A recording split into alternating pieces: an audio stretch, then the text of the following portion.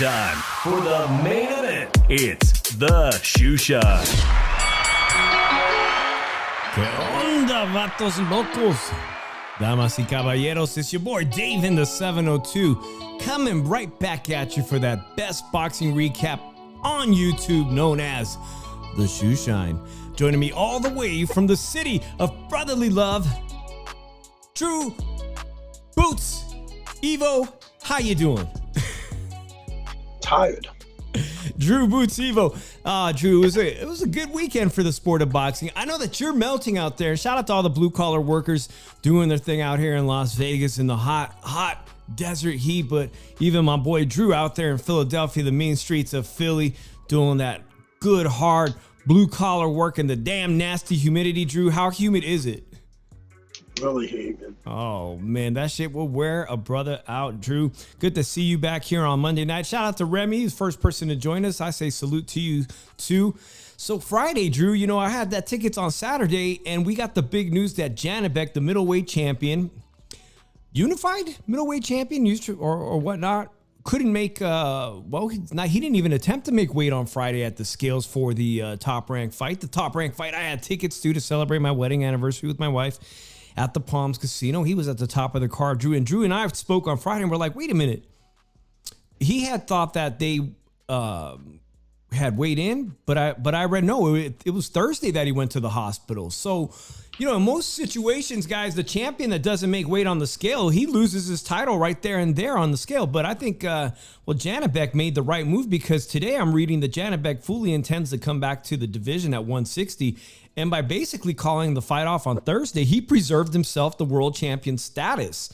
So was it the right move? Do you guys think that was some punk shit right there? Or do you think it was the right strategic move business-wise? He is the world champion still at middleweight. Carlos Adames is one of the other ones. Obviously, there's new blood coming into the division, and he'll get a chance to defend that title again, maybe against the same Australian he wasn't able to fight this Saturday. But Drew, that elevated Raymond Murataya, one of the brothers in boxing, Robert Garcia's gym, and he was facing a former world champion in Tevin Farmer. Tevin Farmer talked a gang load of shit for the entire lead up, talking about he was going to make waves in this division, and now at 135. Tevin Farmer, former champion at a lower weight class. I was pleasantly surprised by how he came out to fight. We'll get into my experience at the top rank card. Obviously, Drew was in Philadelphia watching the homecoming of Boots Ennis, but I wanted to touch up real quick on some stuff that happened on Friday night, Drew, because I'm wondering if you got to see the homecoming of Nicaragua's Chocolatito, who spent a good amount of sparring time with Jesse Bam Rodriguez, who's now on the pound for pound list. Chocolatito passing on that deep knowledge. This guy, he fought Jobert Barrera on Friday. You know, I was lucky enough to watch this Chocolatito fight. Guy came to fight round 1 and 2, and this was a raucous crowd, man. Shout out to everybody that loves soccer and saw all the nutty shit that happened at the Copa Mundial. But something I'm not used to at fights, Drew, is people with those big horns that they use at soccer stadiums. You know, I'm not used to it. Like, Japan makes no noise. Vegas makes some noise. They made some noise this weekend. But Nicaragua, man, they showed up for Chocolatito, dog. It was hard to hear anything the commentators were saying. Cheers, everybody. Drew, did you see Chocolatito in action back at 118, 37 years old after a 2-year layoff? Nah, I didn't even get a chance to watch the Chocolatito fight. Saludos, Fernando. Well, let me just recap it for you, man. He shook off some ring rust in rounds 1 and 2. And this guy, Jobert Barrera, I think of Colombia, and Colombia was in the Copa Mundial, weren't they? He came to fight. He looked good in rounds 1, 2. And then Chocolatito just started to take over, dismantle the guy, break the guy down. And what was really odd to most people who saw it on social media or had heard was that this referee in Nicaragua let the ass whooping go. This ass whooping just kept going. And you could feel it in the room, like, hey, man, it's time to wave it off. Like, somebody stop this fight. This guy's taking a lot of punishment. And he dropped the guy twice, but I think he wasn't going down. This is a guy who just, like, he ain't going down. You're going to have to kill this guy in the ring to go down. Eventually, they did the right thing, and the fight was called off. And now we got to think about Chocolatito. He's 37 years old, a bona fide contender at 118. This weekend, we're going to see my favorite 118 fighter at the moment, which is Junto Nakatani, 5'9" beast at 118. And people were talking about it. Like, what does Chocolatito do? He's done everything in the sport. Does he fight the champion? Does he go for a championship fight in one of the toughest fights of his career at 37? Does he give the young blood Jesse Bam Rodriguez an opportunity to add another famous name to his resume? Chocolatito's, he's a first ballot Hall of Famer. What would Drew do in this situation? By the way, guys, Junto Nakatani, I think, will be fighting on ESPN Plus this weekend, so make sure you check your schedules. But Drew, there's a lot of talk about Junto Nakatani versus Chocolatito now. That Chocolatito looks damn good, man. He still looks like he's got it. I never want to, like late in your career, I don't think it's never a good idea to move back down in weight and everything. So, the ideal fight is to probably try to dethrone Junto Nakatani and everything. That's a legacy fight for him. Yeah, win, lose, or draw, right? Yeah, win, lose, or draw. That's a legacy fight because he wins that fight. He beats one of the most dangerous guys in the lower weight classes in their prime. And I think Chocolatito does have a slim chance to win that fight. Would I pick him? No. I wouldn't pick him to beat Junto Nakatani. But he has a slim chance of winning that fight. So I just want to late in his career, I would not talk about moving back down in weight. It's not a good idea. Yeah, it never seems to be a good idea. And that's exactly, by the way, guys, if David Benavidez ends up getting his dream fight with Canelo, which is exactly what he would be doing. Shout out to that SS Spider for showing up to the fight Saturday night at the Palms, man. It was great having a drink with you. I will keep your identity private as requested. But shout out to that SS Spider for being here and meeting him at the Palms this past weekend. We're talking about Chocolatito, who won Friday night in a terrific dramatic fashion. I love that fight. It was a good performance by him, and I think that sparring with Jesse Bam Rodriguez and leading up to his homecoming in Nicaragua, that absolutely benefited him. He was on point after 2 rounds, guys. Also on Friday night, I want to give credit, guys. I don't know if you guys watch these DAZN fights. Sometimes they're on YouTube free. I think, what is the name of what this series that they're doing? But it's not a bad series on Friday Overtime? night. Yeah. OTX? Yeah, I'm not really too familiar with it. I just look at him, like I look at highlights and I'm like, I'm not really. I guess it's their Friday night fights version. Yeah, exactly. But it's a great opportunity for young prospects and future contenders to get some limelight and get some exposure. And they also have a really nice 154 tournament going on right now. The 154 tournament at the very top end. There is no tournament, but between these lower guys, hey man, I'm encouraging that because this is where you separate fringe contenders from who's going to really be a player eventually in the division. I think Brandon Adams, the only guy I can remember who's beat Bohacek. Bohacek is going to be fighting Virgil Ortiz in Las Vegas next month. Brandon Adams, I believe, is on OTX's 154 tournament. But I wanted to bring attention to a fighter that I've been paying very close attention, and I'm sure Lukey is too.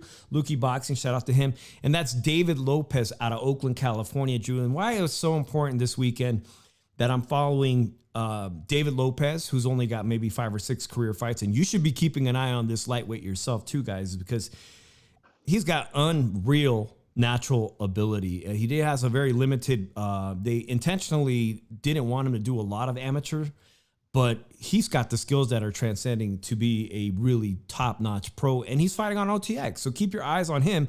And he's straight up out of Oakland, California. Who else fought this weekend from the Bay Area? I finally got to see Charlie Sheehy, who's now fighting at 140. Drew, I got to see him at the beginning of that top rank card. He was moved up, so luckily I got to see him in action. But I'm going to just go off right now and let you guys know. Hey, JC, I appreciate you coming in here for the live. Miss you, brother. Good to have you in here. Drew, Saturday was really difficult for me at the top rank fight because, as you guys know, I went there to support Salinas, California featherweight contender Ruben Villa, who owns his own gym, and I got to meet him in person at his own gym last year, or it seems like maybe right before I moved from San Jose, California out here to Las Vegas, Drew. And Drew, he signed a multi-fight deal with Top Rank, obviously. Top Rank has got two. How many other world champs do they have? Rafael Espinoza, Elvinado Lopez. They got the Cuban gold medalist, Rubici Ramirez, who was going to be a champion. They've got a whole slew of the top fighters at 126 to be made. So they signed Ruben Villa to a multi-fight deal. He had made a title appearance very early in his career during the pandemic against Navarrete. You guys know who Navarrete El Vaquero is at 126. He got an opportunity to fight the guy on short notice during the pandemic to basically an empty house. And he took up that fight.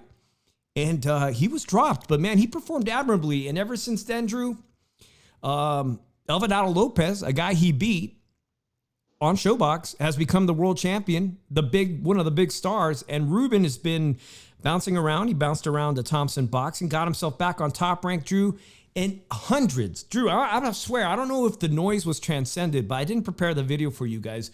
But Ruben brought hundreds of people from Salinas, California, the Bay Area, the 408, 831. I mean, just hundreds of his good people showed up, and it was great meeting a lot of those people out there. And it was extremely disappointing, the performance that he put on. Drew, he fought an African fighter. All credit to this fighter. This fighter came in at the scales at 122 point something. That's crazy. The guy came in at bantamweight, basically.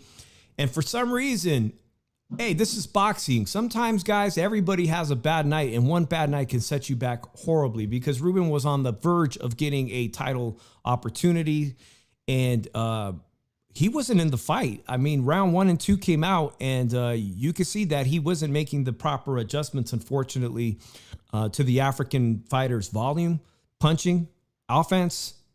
And he kind of got back into the fight rounds 3 and 4, but at no point was he dominating any of the rounds. This African fighter just kept coming with volume. And at the end of the night, I think it was 700 punches thrown to 500. The volume spoke. Tons of punches connected that I've never seen on Ruben, who's a solid defense. I mean, he's an elite defensive fighter. And the fighter, the guy that he fought, was cracking him. And I got to remind you guys, Ruben Villa beat Shakur Stevenson twice. They fought 4 times as amateurs. And Ruben Villa is one of the only people at his weight class that has notable wins over Shakur Stevenson. So what I saw on Saturday, to the dismay of everyone around me, because I was around a lot of his family members and friends supporting him, it was really disappointing. It's not the Ruben Villa that I've seen fight, not the guy I've seen look like Lomachenko in spots, not the guy who showed all that heart when being dropped twice by Navarrete to get back into that fight. It's a big setback. It's disappointing for me, guys. Hey, I'm always going to be a Bay Area guy, Drew. Drew's got Boots Ennis right now. Drew, you're sitting at the top of the hill right now. I'm waiting for the next big Bay Area star, the next Nonito Donaire, the next Andre Ward to come out of the Bay Area. And this major setback for a title opportunity, I just hope, please, guys, at Top Rank, you guys gave Andy Vences plenty of opportunities after he lost. You even gave Gabe Flores more than one loss opportunity. Don't do the wrong thing and cut him yet. He's not damaged goods. But what does worry me, Drew, is what happens at Top Rank when you do get those like 1-2 losses. And we've seen this happen with Adam Blue Nose Lopez. Because all of a sudden they put you on that pile where it's like, oh, somebody needs an opponent at the last minute. You either take the fight or you're done. You're done here. Take the fight or you're done.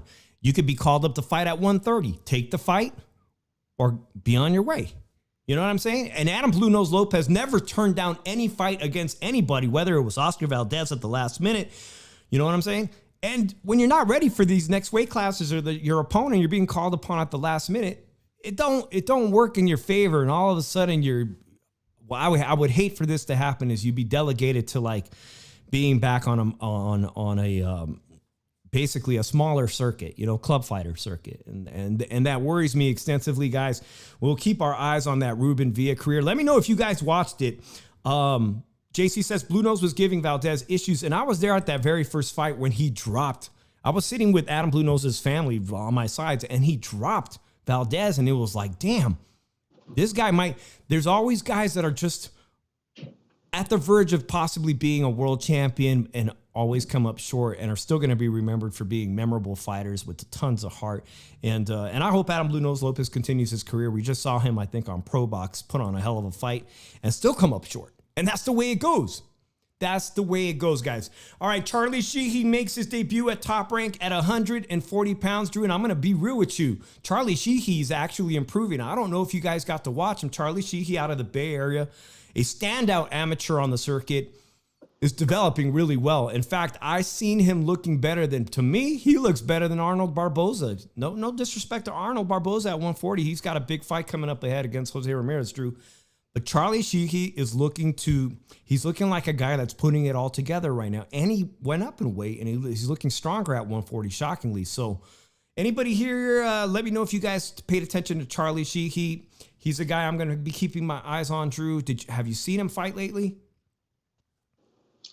Yeah, like, I got to see more against better competition to see where the hell he's at. Like me, like, okay, yeah, he looked good against these guys, but it's going to take some more looking at him to figure out where he's going to go and everything. Only because you got guys at 140 that can really fight and everything, and, like, he's in a tough division as it is. So he's in the hottest division right now, whether it's lightweight at 135 or 140. He's definitely in the hottest division, and this is why I had high expectations for Raymond Murataya. I don't know, anybody know where Sonteo media has been lately, man? I would love to hear his take on what happened with this Raymond Murataya fight. Let's see here. Nadalama says Sheehy via Murataya. I wasn't impressed by Sheehy. His power is evaporating as he moves up.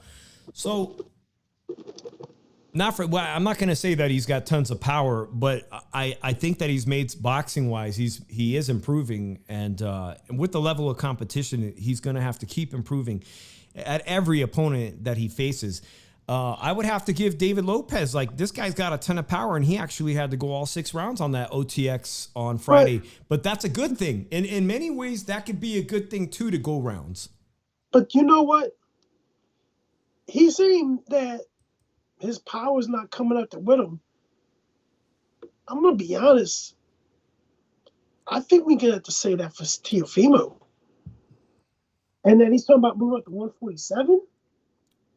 I believe when he moves up to 147, Teofimo has to become the boxer. Because that power's not coming up there with him. He's not going to have power that's going to... people are going to fear at 147. And he's got to become more of a complete boxer. And now if that's... I doubt that it would happen because, look, he has training him and everything.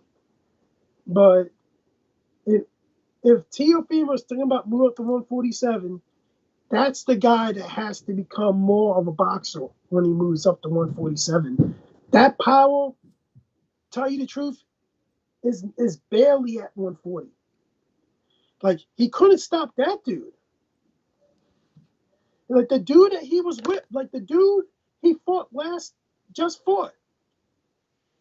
He couldn't put a dent in him. That dude kept coming forward. He couldn't hurt him, couldn't put a dent in him. If you compare faces, you would think Teofimo was the one that was losing that fight. But Teofimo, won the fight clearly on that one. But this was a guy that was tailor-made for Teofimo to knock out. Teofimo did not have the power he needed to knock somebody out. And if we look at it like this, he barely has the power at 140. And if he moves up to 147, he does not become a better boxer or a more complete boxer and tries and uses the wing, uses his footwork and everything. He is not going to be a competitive fighter at 147, and he will likely be stopped by Stanionis, Boots. I could see him possibly... Mario Barrios fight's a 50-50 fight because Barrios does take a lot of punishment, and that's a guy that would be tailor-made for Teofimo. Brian Norman, I think he's a young lion. I think he would do give Teofimo problems too. I think that's the best fight at Top Rank. Obviously, Brian Norman now being the welterweight interim champion, probably will be full champion after Terrence Crawford vacates the belt officially under the Madrimov fight. But guys, Is Teofimo just clout chasing? I know the thumbnail. We'll get to the thumbnail eventually, but is Teofimo clout chasing, calling out Bud as a potential opponent at 147 when he has a ton of fantastic opportunities at 140? And I'm going to agree with your take, Drew. Teofimo's power has definitely not come up with him from his dramatic knockouts that he had at 135 on his way to becoming, a unified champion at 135. They just haven't come. In fact, it was him at 140 that was dropped by Sandor Martin, right? He was dropped by Sandor Martin. Am I correct?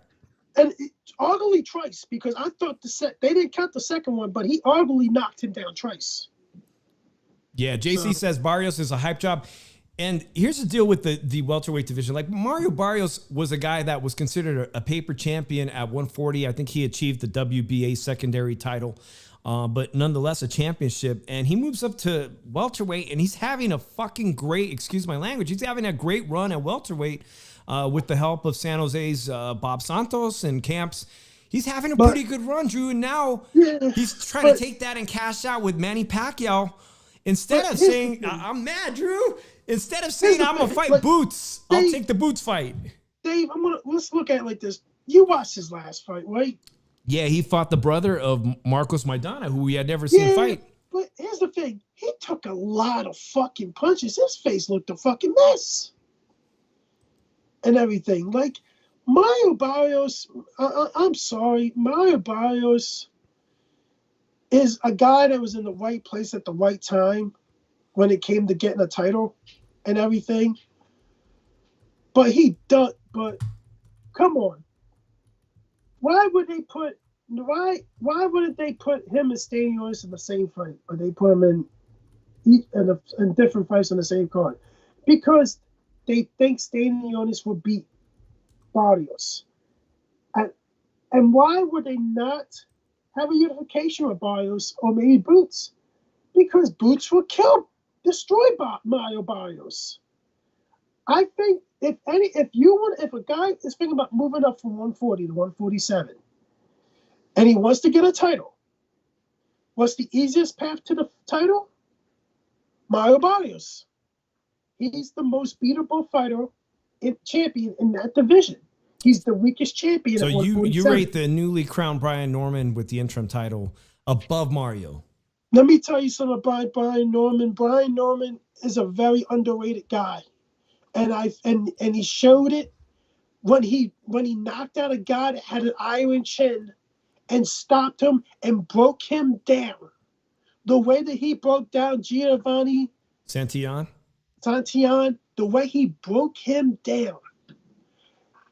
He had an iron chin, and he was able to break him down and stop him. That kid has an opportunity right in front of him. And if that fight, and there's a rumor going around that Teofimo may just move up and fight him. And I'll tell you the truth right now, this would be the perfect opportunity for that kid to put a name like Teofimo on his list, on his resume, as he beat Teofimo Lopez. Because tell you the truth, I don't think if Teofimo decides that he's going to move up, he's going to fight him. And it's not really I wouldn't do that from top rank. This kid is a champion now. He has all this confidence in him now. Teofimo is the guy moving up and everything. He's not going to be able to outbox this kid for 12 rounds without taking damage. He can't cut the ring off. That's one thing that's another issue for Teofimo. For him to move up to 147, become a complete boxer, you have to cut off the wing. If he can't cut off the wing, and especially if he's behind on points, he's a fucking sitting duck. And I'm looking at it like this. If I'm Teofimo, my next fight will be avenging my only loss. And that's to get Joe Cambosis to move up and fight him. That's my next fight if I'm Teofimo. If I'm managing Teofimo, I will try to avenge my only loss. So Liam Paro, the newly crowned 140 champion, which I think is a fantastic matchup for Teofimo. And Teofimo, obviously, he's not going to go down and fight Liam Paro down. But apparently, Liam Paro is ready to fight Cambosos, who hasn't beat anybody, Drew. Like an all-Australian showdown between Liam Paro and Cambosos. I don't understand for the life of God of me that how Kambosos keeps getting opportunities like that when really Teofimo should be calling out Liam Paro for a unification match. He needs a unification match against any of the champions while he's at 140 pounds. Excuse me, guys. Sorry. But here's the thing. Why would they pick Kambosos? Because they're thinking about having the fight in Australia. And it's a big money grab in Australia. And to give something like Liam Paro, a guy,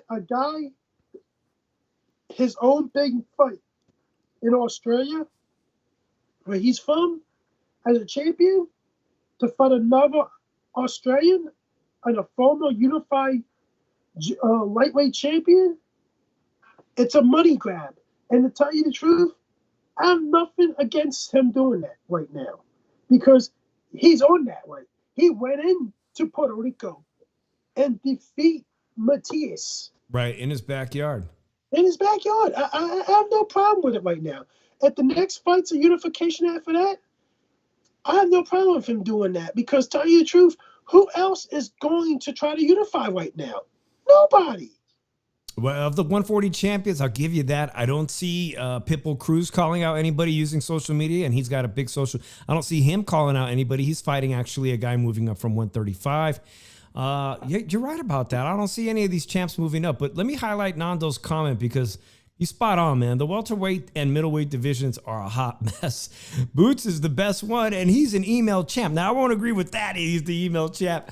But they are a hot mess. And in my eyes, dude, the 147 division is like, it's a very thin division with most of the stars. Like, will they move up to 154 and campaign at the real division with the hot talent pools? 154. And also at 160, Drew, 160 is Janibek.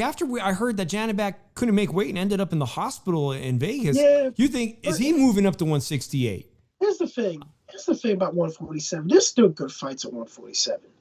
Like I like to see Stanionis versus Boots. Absolutely. I like to see Conor Ben, that hype job, get his ass kicked by fucking Boots or Stanionis. I'd love to see that. I'd love to see Mario Lopez fight Boots Ennis. Then Barrios fighting one of these guys, which I doubt they're gonna put him in one of these guys. But here's the thing: the term email champion. There's a lot of email champions. And people like don't even get on half of them that much. Like Tszyu, he was an email champion. Like he was. They stripped fucking Jamil Charlo to give him. So he's an email champ. Yeah, actually, I'm glad you brought up Tszyu. I'll just, you guys have probably heard this there's breaking news developing. Tszyu obviously did not get the Virgil Ortiz fight. That one had to be waved off because his cut on his forehead that he sustained during the fight here in Las Vegas not too long ago against the Towering Inferno, it's going to heal, and he's looking to make his first fight comeback in his home country of Australia. And if you guys haven't heard, but this is the leading contender right now between Jesus Ramos out of Arizona, Casa Grande, I believe. No, where is he from? And Drew, this fight worries me for Jesus having to go down to Australia because the other person being highly talked about is the guy that got the nod under Canelo undercard, is Erickson Lubin. It's either going to be him or Lubin that are going to be asked to go down for a PBC fight with Tszyu. Tszyu has a loss, legitimate loss. Jesus Ramos, I would say that's an illegitimate loss. And I don't know, man. I feel like this could be bad news for Jesus. He's coming off a great win that most people didn't pay attention to on a recent PBC undercard. They put him at like 4:00. I don't know if he's mentally ready to fight Tszyu. And Erickson Lubin's got nothing to lose. He's got nothing to lose in this division. So I don't know who's going to accept this fight, man. If you guys be paying close attention to what D-Styles, because D-Styles kind of has a little bit of in-way with the manager of Tszyu, but this is going to be a great fight this year, however it plays out, Drew. Your thoughts on this? I think people are sleeping on Jesus Ramos. Like, I really think I'll tell you the truth right now. I think Jesus Ramos can win that fight against Tszyu. And for Tim, Tim is battling coming off a loss himself, one where he sustained a lot of damage because of that cut, and we don't know mentally what kind of damage it's done to Tim. So JC says Tim wins. I think whoever gets this fight is going to be in for a war. So it's going to be a good fight. I'm gonna look at it like this: the betting odds, if anything, if you're gonna take a bet, the bet on a fight, it will probably be a betting. I will put a bet down on Jesus Ramos to beat Tim Tszyu. Very interesting. So I'm going to keep my ears to the ground, obviously, for that one. We'll see what happens with Tim Tszyu. The Madrimov fight, we have Virgil Ortiz. That's now official. I'm going. I let you guys know. That will be at the Mandalay Bay in the middle of August. I already secured some fantastic seats. We'll be going with some local friends from that were very excited, Virgil Ortiz fans. So anybody know if Santiago Media is going? I've been looking for him. The reason why I want to know if Santiago Media is in the chat is because Ruben Villa, who I just talked about earlier in the show, guys, was the co-main event Saturday night at the Top Rank card. And I was seeing online, I didn't get a chance to talk to Sam, his co-trainer, partner at the gym, that he spent a lot of time training at Robert Garcia's gym for this fight. And rumor is that he may have oversparred. Robert Garcia is known for having a fantastic stable of fighters. And one criticism about Northern Bay fighters is that they can't get the world-class sparring. You're either going to go to Las Vegas for camp, or you know what he did was go spar with Robert Garcia camp. So I'm wondering if there was anything to that. Do you guys believe in oversparring, like overtraining? Could that have had an impact on the performance Ruben Villa did? Did Murataya overtrain? Because let's talk about Raymond Murataya, Robert Garcia's other main fighter on Saturday night. Drew, it was a very close fight. And there's a lot of people that were upset at that scorecard. A lot of people were there for Raymond Murataya too, but there was, some people there for Tevin Farmer that were very happy for that. I'm going to put up the stats, and I'm going to say that the score were way too wide in the wrong direction. This fight was a hot contest, and makes you wonder why they got the scorecard so correct for my guy Ruben Villa, but this fight with Murataya, I think the scores were way too wide for what I saw. Let me know what you guys think. Drew, what did you think of Raymond Murataya's performance? He's supposed to be the next big thing at 135, one of the hottest divisions in the world. I don't know. I thought the scorecards were too wide. I thought it was a better fight than what the scorecards looked at it. And, tell you the truth, JC, I was never really high on Tevin Farmer, to be honest with you. But I look at it, I really had it, really almost even. Yeah, they're okay. The total punches thrown 40 punches apart, favored Raymond Murataya. Like I said, in the fight with Ruben Villa, he was outlanded. They threw 200 punches more, the African fighter. So that was clear as night and day who was throwing more volume and landing more. But this one was damn close. 106 punches landed for Murataya, 109 for Tevin Farmer, 22% connect percentage for Murataya, and 24%. The body shots were nearly double for Tevin Farmer.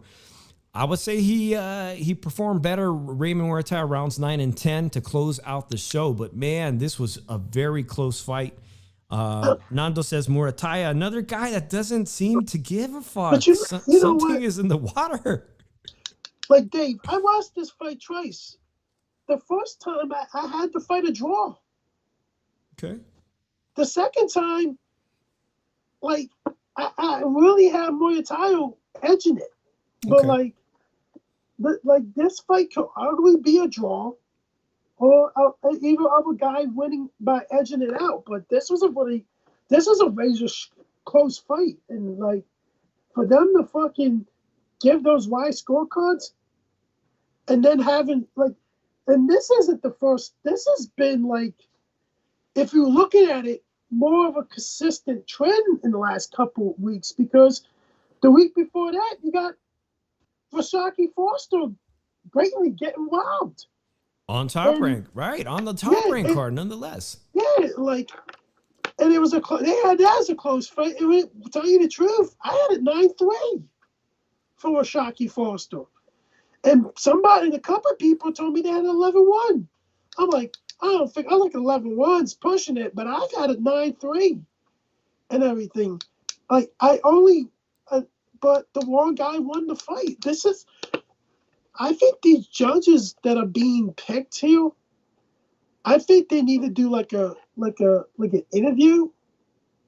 Like, what do they favor and everything? How do they score a fight and everything? Like, they got to do some type of new system, because some of these guys have been judging for so long and having like a lot of questionable cards, shouldn't even be judging anymore. Yeah, and Like Shockey Foster just signed a deal with Top Rank, so he's the house fighter. For him to get his title taken away from him like that, there's always some fun. It seems like there's some funny shit going on with the judges these days. I'm happy in that fight. The right guy, Murataya, won in my opinion, but Tevin Farmer showed up. He showed that moving up in weight, he can contend. He should be taken serious by anybody. And if I'm Murataya's camp, I'm looking to improve on that, because the next opponent is going to be more difficult. It should be somebody who's going to provide an even deeper test. So he's going to have to level up in that next fight. But you know what, Dave? That fight shows you Tevin Farmer should have moved up a while ago. He probably would have been more of a force at 135 if he would have moved up sooner. Like, let's look at it like this. The prospects that Top Rank has, I think the best one that has the most upside right now is Abdullah Mason. But, like, I wouldn't, like, bump him up right now, but he has the most upside and everything. Like, Keyshawn Davis, he's very fucking beatable. He really is. I think, depending on who they match him up with, he could lose one of his next couple fights. Yeah, so they've got three of the champions. They got Lomachenko, they got Baranchek, they got Shakur Stevenson, and then they have their contenders. And I'm going to ask you guys in the chat, who is the best of the bunch? Is it who's got the highest ceiling? Is it Murataya? Is it Abdullah Mason? Is it who we saw here, which you're just talking about, Keyshawn Davis, the silver medalist? Mason has the highest ceiling. Like, Keyshawn Davis's defense is very questionable. Like, and like him putting punches together in combination together, you really got to get in there with him and say, yo, you got to know when to put them together. Keyshawn, he's a little bit overrated right now. Keyshawn might watch this and say, fuck Drew Evo, but here's the thing.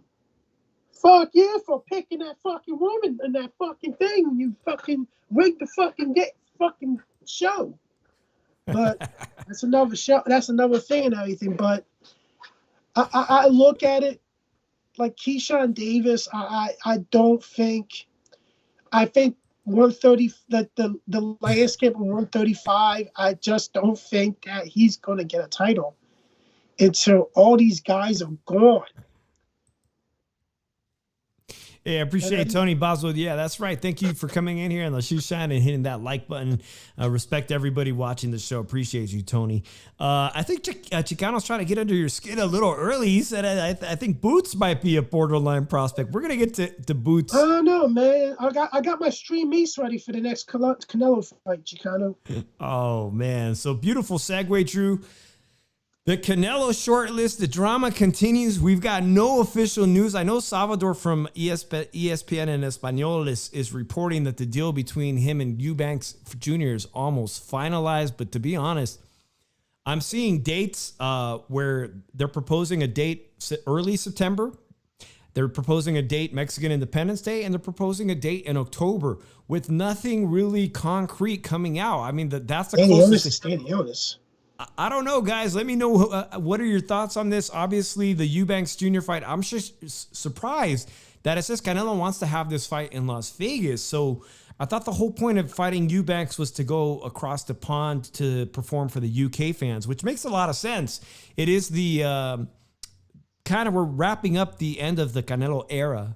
And he hasn't made a UK appearance yet. So if he's going to fight Eubanks Jr., my personal taste is that he go over there and fight him. In fact, go fight him on Mexican Independence Day. It'll be at like 12 o'clock West Coast time in California.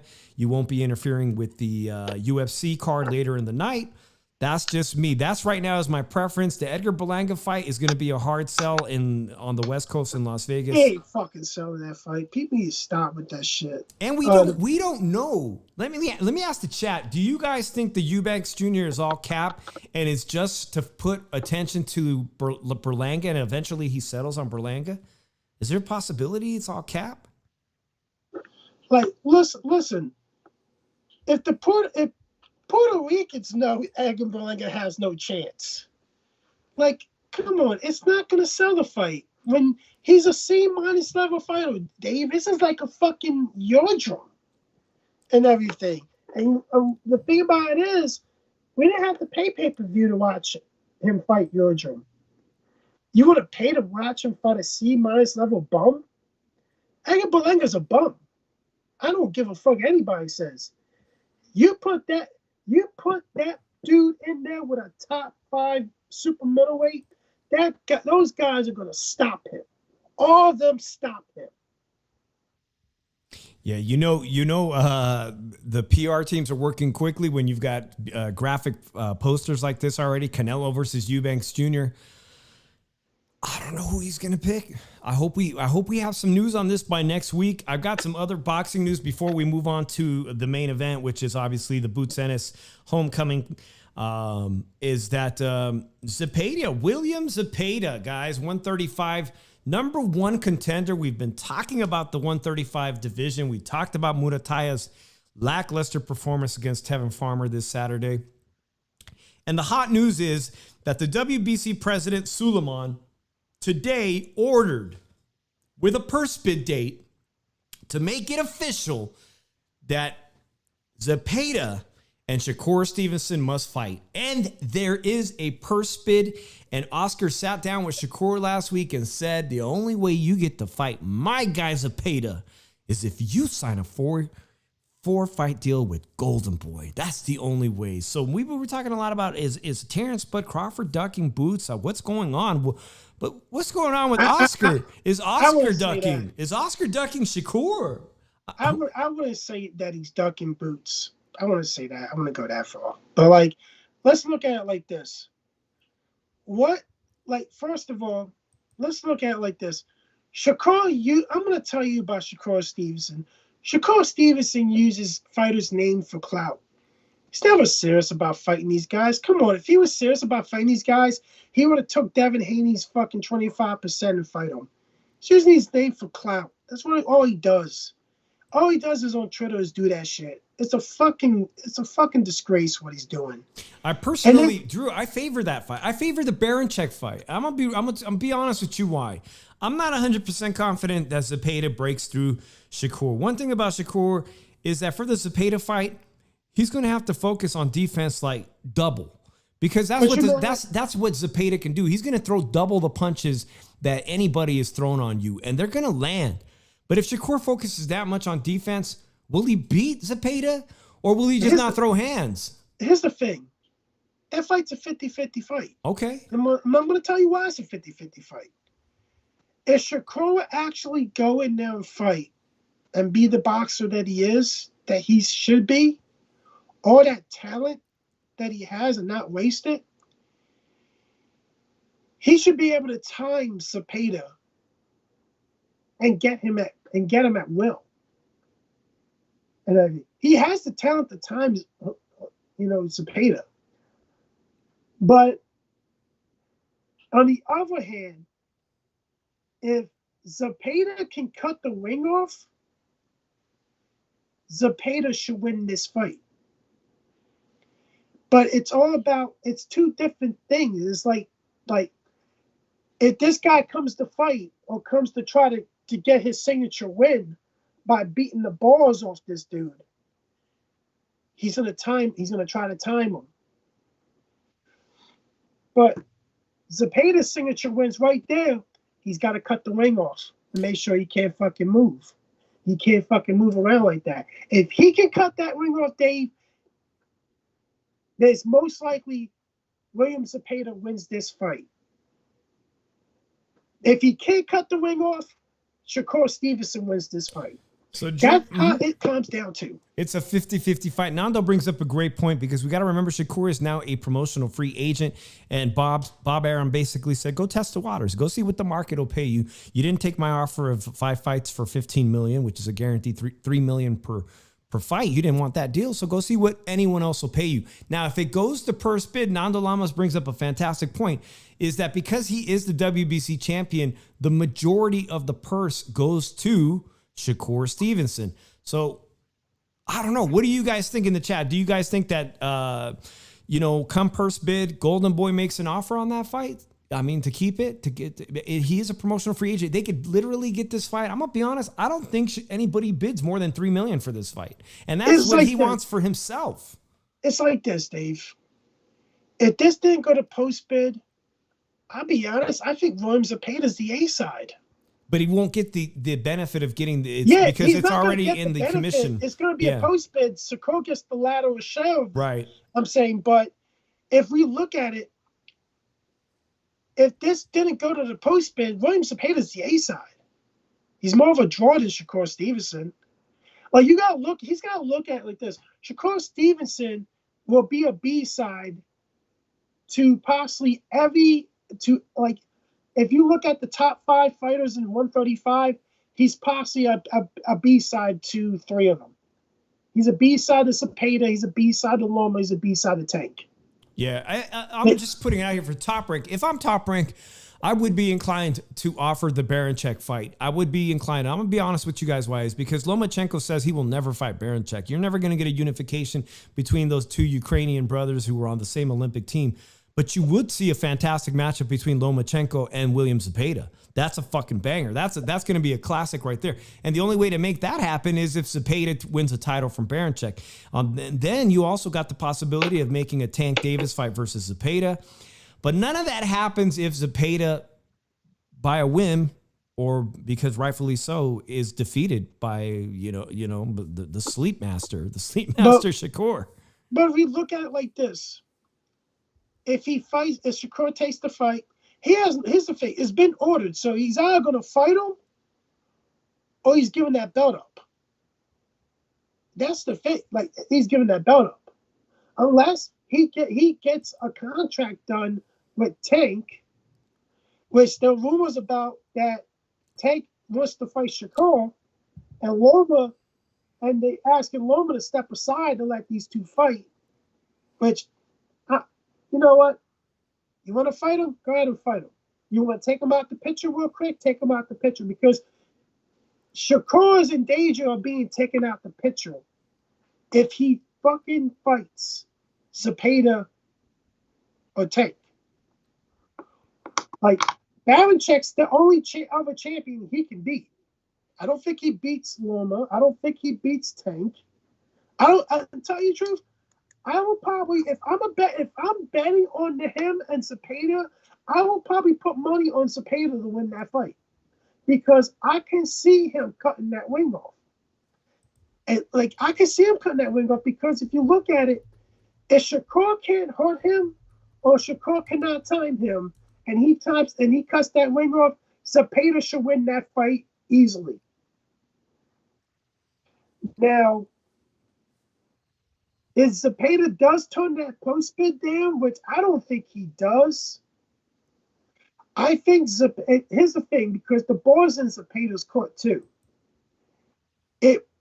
People will look at it and say, you want big fights. Why are you turning down this big fight for a championship fight with Shakur Stevenson and everything? And don't let Oscar talk you into it. Let you bet on yourself and fight this guy. Because that same guy, Shakur Stevenson, doing the same thing you did, the same thing that Oscar probably wants you to do. Not take the lower bid on that fight. Dude, you're a champ. This is a chance at a championship. You put money in your pocket. You make more money in a unification fight if you beat Shakur. Get Shakur out the way. He's damaged goods if you beat him. You're the one that took him out the picture. Oscar's not looking at the bigger picture here. The bigger picture is If you have someone's confidence in William Zepeda beating Shakur Stevenson, you take the post bid and you make Shakur fight you. Because if he doesn't, he'll be stripping that belt. You'll be fighting for a vacated belt. And what happens after that? You got a belt. You're most likely fighting the second guy, which is you're probably going to fight for Keyshawn Davis. And I'll tell you, William Zepeda destroys Keyshawn Davis. All right, we got a new comment. Shout out to Boxing Magic Mix. He says, man, enough of the BS. Shakur should be fighting Tank. Enough said.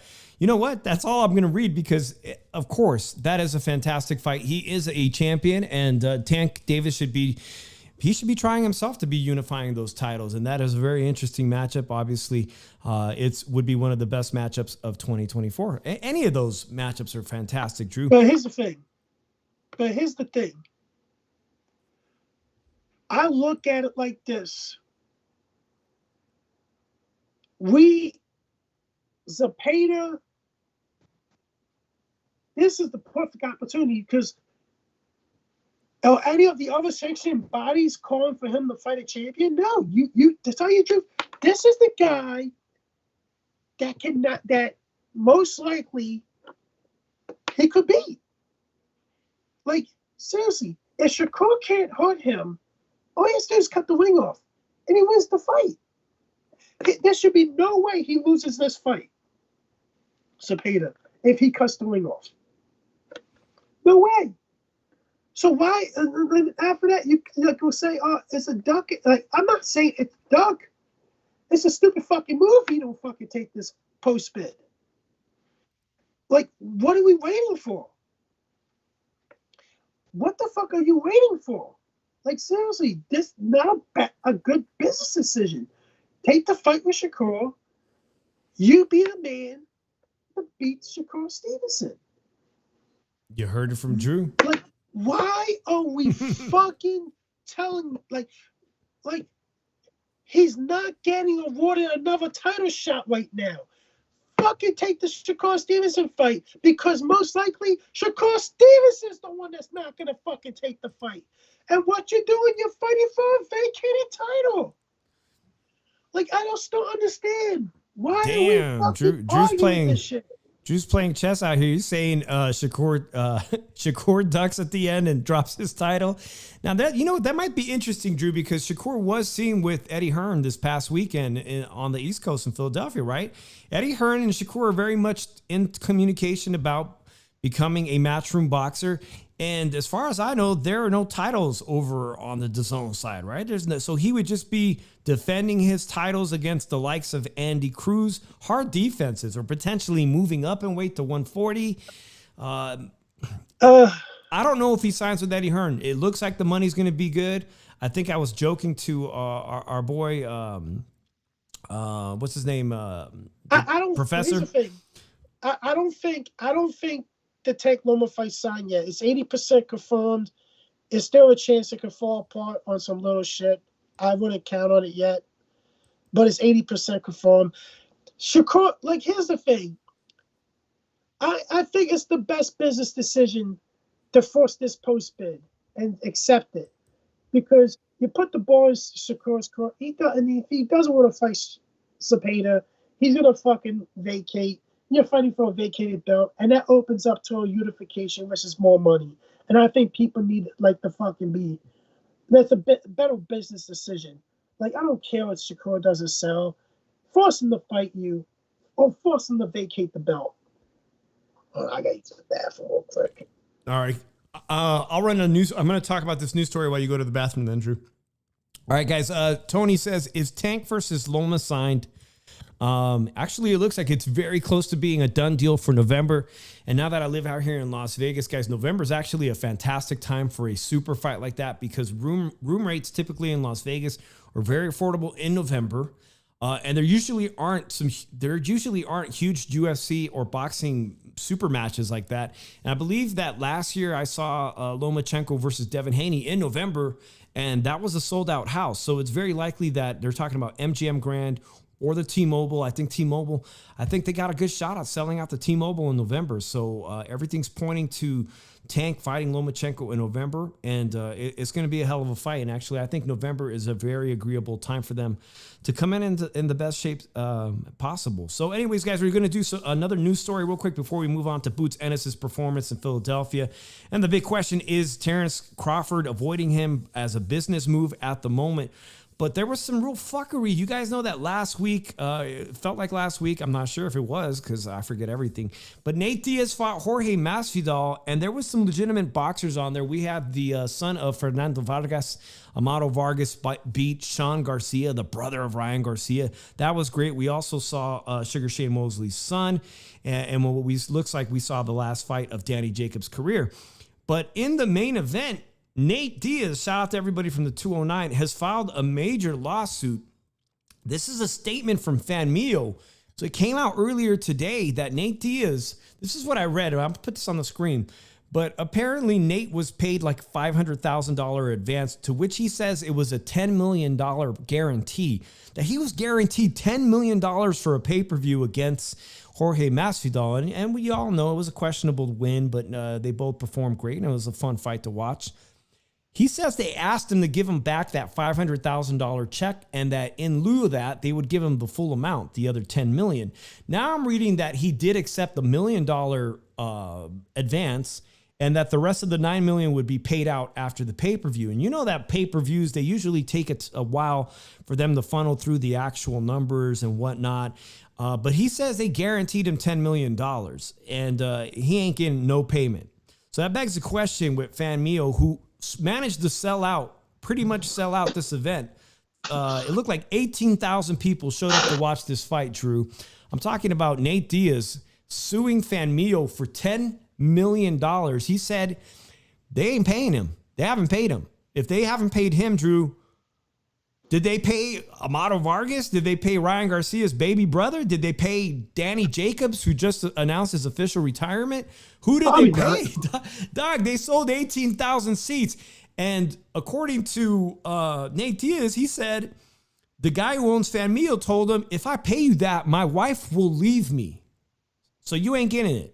I'm not getting divorced over paying you that. I lost. He's saying Fanmio lost money on this event. How do you fucking lose money when you had an 18,000 person gate, which is the capacity of T-Mobile Arena? I don't know what the pay-per-view numbers are. Like, I don't know who pays for that, but obviously people were watching it. But I don't know about that one.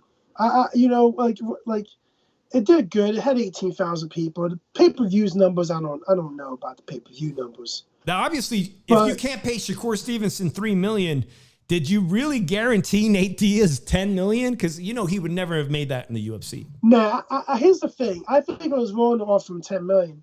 But on the other side, you know, the one dude saying that you need to make Tank versus Shakur the best two at 135. No, they're not the best two at 135. The best two at 135 is Tank and Loma. And Tank is rated out Loma, aged out Loma, but it would still be a good fucking fight. And Loma can still win the fight.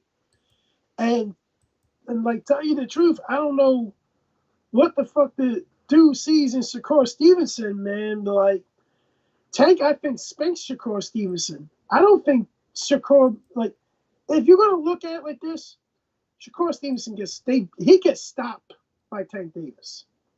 I think Loma could stop him too. Because it's the same thing. They'll cut the wing off. The foot movement. He hasn't fought a guy like Tank or fucking Loma. Shakur Stevenson's best win is Oscar Valdez, and that wasn't even entertaining. And he was the much bigger man. Jose Zepeda, I'll tell you this right now. Jose Zepeda cuts the wing off, he beats him. I think people, and the thing about it is, people on this hype train so much, they don't see it. The motherfucker actually goes and mentions all these fucking names for fucking clout. And here's the thing, and here is the thing. Fucking Shakur Stevenson, if he consider himself the boogeyman so bad, everybody's ducking me. Everybody's ducking me. You would have took the fucking 25%. And here's another thing. I see a tweet on there. And like, and I don't give a fuck who the guy is. I'll fucking mention his name. Punch said there's some fucking Twitter. These are the list of guys that ducked Shakur Stevenson. And the motherfucker never mentioned Teofimo because Teofimo said I would never lace up a boxing gloves to fight Shakur Stevenson. So you can say Teofimo duck you too, I guess, right? Punch. Or you don't want to lose your fucking interviews with Teofimo, man, and everything because you don't want to make him a senior mad at you because you want to be you're too much of a fucking kiss ass and everything. There y'all have it. Let's look at it like this. Drew's not done with the rant. Here's the fucking thing about it is right now. Lomachenko is arguably the best guy at 135. But you lucky you don't have the phone line on today because I'm sure a bunch of people will call in right now. I'll be honest with you. I'm just really don't see what the fuck people are seeing in Shakur Stevenson. This guy is wasting his fucking talent and everything. Nando, Felix Trinidad, when he fought Bernard Hopkins, was 40 years old, bro. You want to know how I know that? Because I'm a diehard Bernard Hopkins fan. And I'm gonna look at it like this right now. You fucking last 2 weeks ago, Nando, you fucking said the same thing. He aged him out, and it's sad. And we can put that statement on cut and paste like you have all the other statements. But we could go back on the chat in a couple weeks ago, and we could see you say that fucking shit, Nando, that he aged fucking Loma out, and it's fucking sad. Because that's how boxing is. That's what you fucking exactly said. But at the same time, I say that that Loma can still beat Tank. Because I said my point. I think Tank waited too long to step up. But these are the two best guys at 135. Shakur does not touch neither one of them. And to fucking say that all these guys are ducking him, if all these guys are ducking, then you say Devin, how did Devin Haney duck you when he offered you 25% to fight him? You're the bona fide B-side, dude. You gotta take the fucking shit. You gotta take the nickels on the dollar to get that big fight. Like, seriously. Nando's just talking shit because he's a Loma hater. He's a purified Loma hater. Always hated Loma. That's why I fuck with Nando too much because he's on. I got all of his statement on cut and paste. It's like a tape recorder with Nando. But let's look at it like this right now. Motherfuckers are saying, "Oh, this guy ducked him. This guy ducked him." But here's the thing. You can't tell people, you using these motherfuckers' names for clout to get your name out there. What happens when these guys, and when somebody puts you out there, 25% I'll give you. You're a B-side, dude, to mostly all these guys. And you overprice yourself?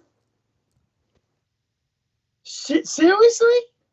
You're not worth $3 million, dude. Tell you the truth, you should have took that fucking deal, and you should have been happy that Bob's overpaying you like Eddie overpaid Devin over those years. Shakur Stevenson fights like he's lucky to get $500,000 a fight and call it a fucking day. Because here's the thing right now, it's not a stupid move for William Zepeda to take that post spin. Because you're putting the ball in fucking Shakur Stevenson court to fight you or vacate. And you get a vacated belt, fight for a vacated belt. And what happens if you get a belt? In line for more money and unifications. And what the hell? You're A-side the balance check. Like, what the fuck is some of you guys thinking? Like, seriously, like, I don't understand some of you guys' fucking logic in here. Like, I just don't get it with some of you guys. With thinking. All right, Oh, you're punching way after the bell rang, Drew. That I'm was a sorry, great. but it's fucking stupid. Yeah, get Barry checked, but you want to know something that sells. But here's the thing: it sells more as a unification fight. Drew's still Come fighting. on The now, bell man. rang. And Drew, let me know what you guys think. Make sure you guys hit that comment. Guys, we're only 3 likes away from 30. If you didn't already hit that like, consider it liking it on your burner account. Like it on your burner account. We need them likes to go up, guys. I appreciate everybody that's rocking with the Shoe Shine. Let's get on to that main event, Drew, because you're hot. You're hot. You're right now. You're on fire right now. We need to talk about Boots Ennis because, man, he beat David Avanesian.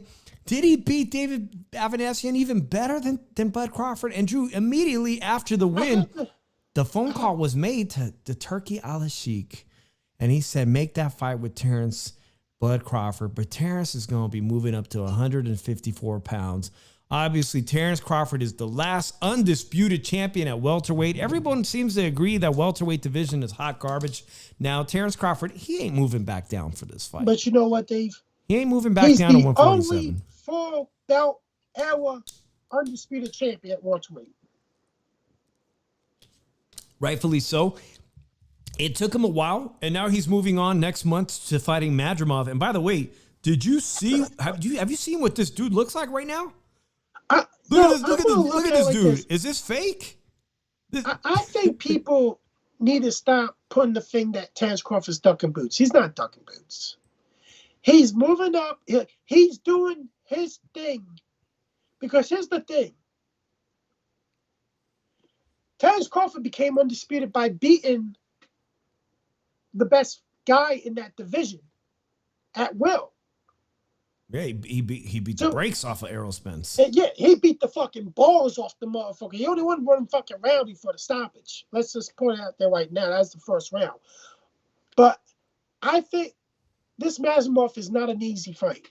Yo, man, I'm looking at this guy's build, and I don't even know if this is AI or Photoshopped or anything.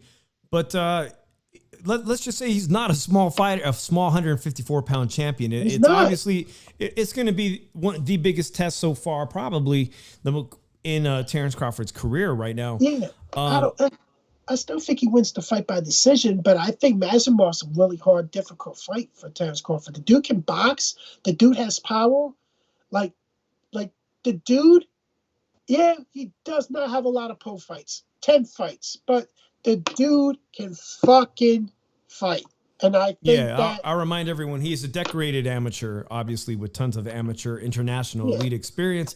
And he's won his title in just 10 fights. We'll eventually talk about that. But the question we're asking today, and Drew, you've already kind of made an answer, is, Boots Ennis seems to be a good face of boxing. I think he's going to be a breakout star. He's just beginning to become a breakout star. But is he using Terrence Crawford as leverage? Because I don't honestly think that he intends to fight Terrence Crawford and vacate 147 if that fight can be made. Because, first of all, people today were saying on social media, Terrence Crawford has never proved that he can fight anybody at 168. But they're saying also Boots Ennis has never fought anyone at 154. But neither is Terrence Crawford. We're just going to finally see him fight at 154. So is Boots Ennis even deserving? Is he deserving of a title opportunity or a fight against a star like Terrence Crawford? I'm going to say this. Boots has fought at 154 already. He has. He does. He has. Early in his career. He fought 2 fights at 154. Let's put that out there right now. All right. Did not know that. But here's the thing. I really think, even though people are saying welterweight's not the same division or anything, it's a legacy division in boxing. It's one of those historic divisions in boxing. Let the dude cement a legacy at welterweight. Let him beat Stanionis. Let him beat Barrios. Let him beat Ben. Norman Jr. Let him beat Norman. Let him unify in the division. Let's become a unified champion at least. And if none of these champions after that don't want to fight him and they can't get a fight, then maybe he moves up. But I'm going to say something right now. Philadelphia is back in boxing. That dude did almost 15,000 tickets in Philadelphia in an arena that never hosted a boxing fight at all. I'm gonna just put it out there that Matchroom is gonna pay everybody that showed up to fight, which is, like I said earlier about the news, that I'm disappointed to hear Famio has not paid their fighters, or at least not paid Nate Diaz for a fight that sold out 18,000 tickets on the West Coast. That shit is crazy. But congratulations to Philadelphia in having a new champion. Tony Boswell says, but to be honest, who can Ennis fight besides Stanionis? I think he goes undisputed. And Drew, you're making the point. You're saying your case that I see you presenting is, let Boots become undisputed. It's a big deal to become undisputed at welterweight. Let him try to, but then why is he using Bud's name to kind of garner some attention when Bud is going to be doing his own thing at 154? Here's the thing. His dad isn't in a hurry for him to move up to 154. They want to make a legacy at 147. It's the people wanting to bring up Bud's name. And the thing about it is, this guy is a future superstar of this sport, because he could sell out an arena in Philadelphia. Philadelphia used to be one of the meccas of boxing. He's bringing boxing back into an arena that's never had a boxing fight. That's his arena now for boxing. Yeah. He's going to bring the big fights there. Hey, let me tell you something. There was a baseball game that day, earlier that day. You know what happened? It was 12,000 people. It was like almost 13,000 tickets already sold in that fight. What happened? Eddie decided, hey, I think I can sell more tickets. He had people go right over to that baseball field, Citizens Bank Park, right across the street from the Volkswagen Center. Hey, there's a boxing fight going on tonight. Boots, your own guy is fighting in the main event tonight. His homecoming. We got some good, nice seats left at good prices.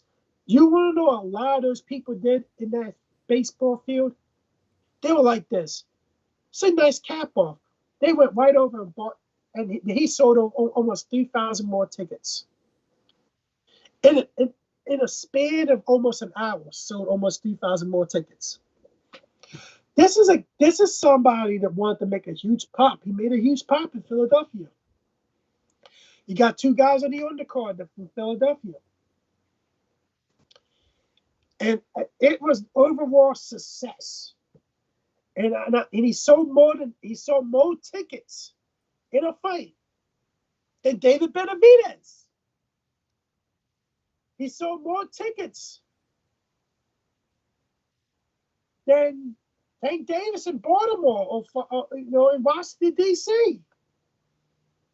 The tri-state area, I'm going to say this, belongs to Boots Ennis.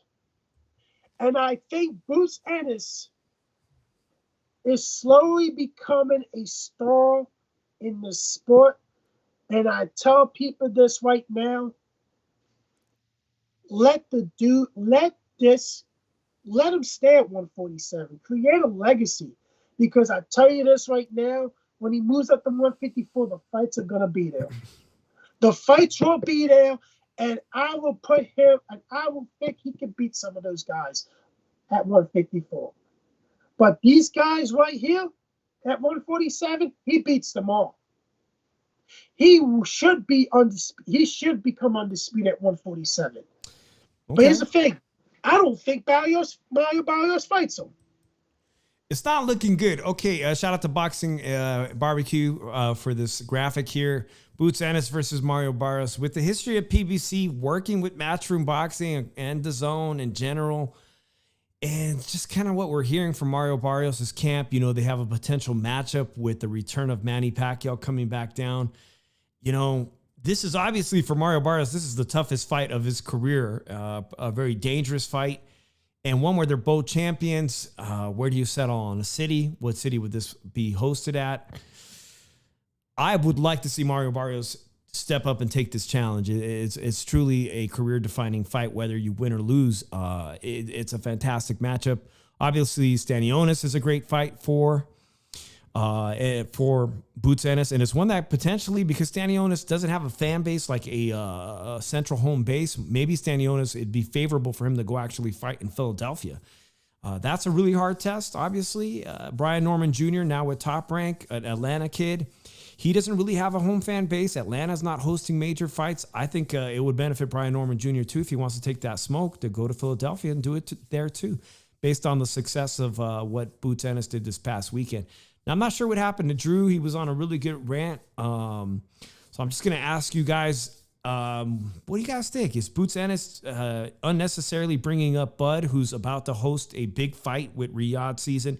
He'll be fighting Madrimov. He'll be moving up to 154 now in his mid-30s, looking to be a champion in a 5th weight class. Should Boots Ennis just keep his mouth shut because he's not really serious about Terrence Crawford fight? Or is he serious? Is he serious about fighting him?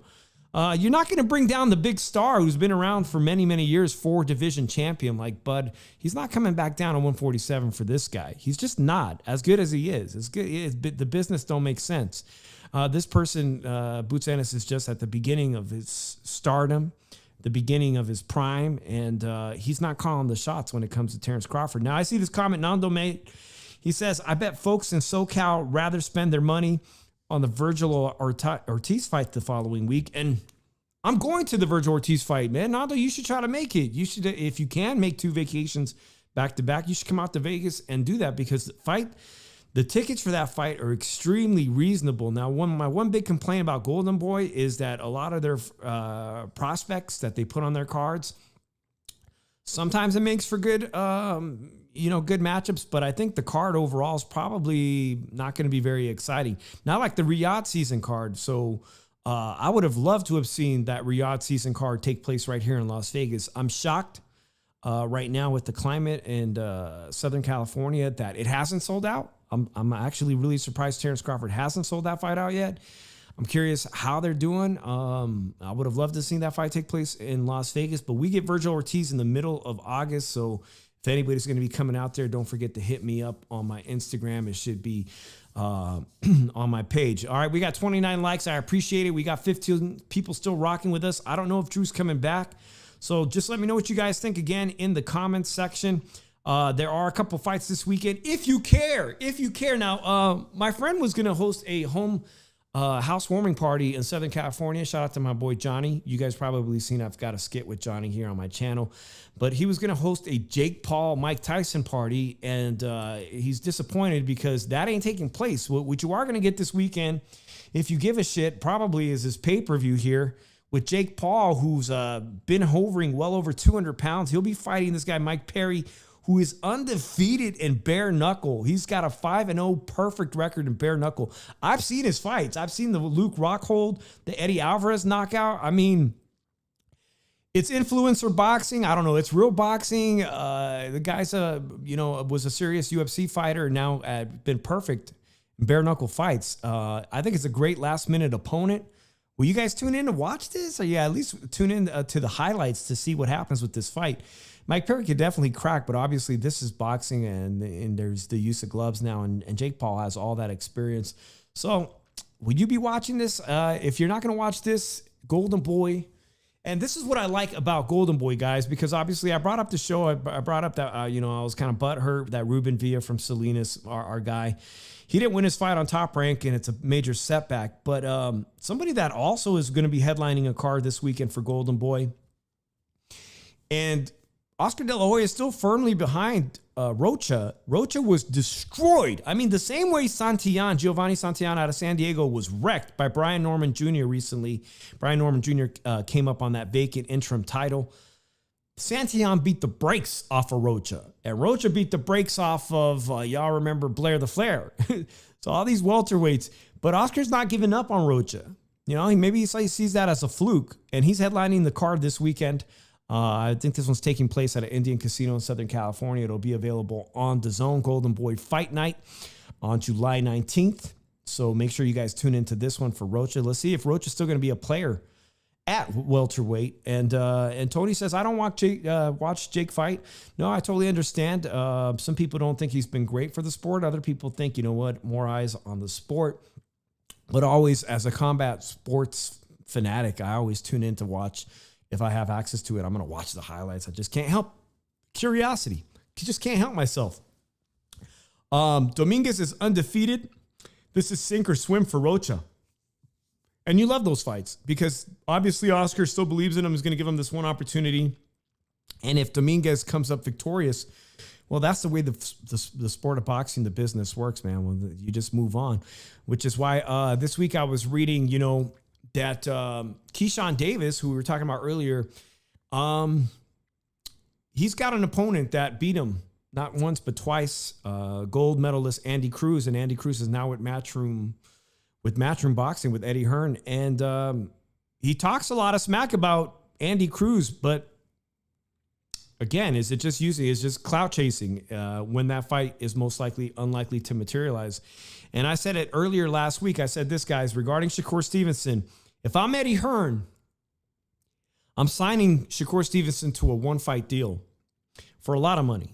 Maybe well more than the $3 million he was asking Bob. Maybe $4 million, but it's against Andy Cruz. And I'm going to say why. Because if Andy Cruz beats Shakur Stevenson, then you've got yourself a new champion, even if it costs you $4 million.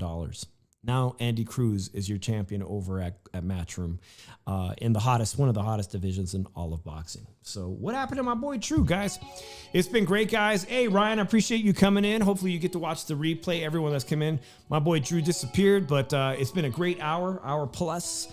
Just remember, next Monday, we will be back. I might be back, guys. And you guys are probably noticing some changes while Tszyu is not here. Guys, I've been putting some music on my channel. I know it's not boxing related, but I've been trying desperately, really hard, actually, to get this channel up to the full 1,000 subscribers. And that has helped the channel. I know it's not boxing related. It's not sports related, but I promise you, as football season comes back, we are going to come back with a football show.